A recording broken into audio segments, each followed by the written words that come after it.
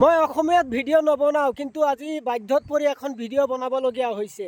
কথাটো মন দি শুনি যাব। ইউৰিয়া সাৰ ল'বলৈ হ'লে ফিংগাৰপ্ৰিণ্ট দিব লাগে। সুলভ মূল্য দোকানত কিবা ৰেচন উঠাবলৈ গ'লে 4বাৰ ফিংগাৰপ্ৰিণ্ট দিব লাগে। বেংকত পইচা উঠাবলৈ গ'লে তাতো ফিংগাৰপ্ৰিণ্ট দিব লাগে।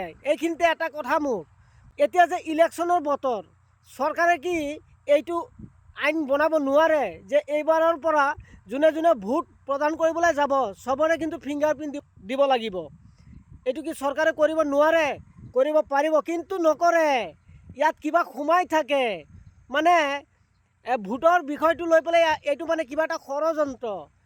কংগ্ৰেছে হওক বা বিজেপিয়ে হওক, ইয়াত মানে কিবা 2 নম্বৰী কৰিব নোৱাৰিব, সেইকাৰণে ফিংগাৰপ্ৰিণ্ট নকৰে। আচলতে মোৰ মতে যদি ফিংগাৰ কৰে, যদি ভোটটো লয়, তেতিয়াহ'লে কিন্তু কোনেও চুৰিও কৰিব নোৱাৰে।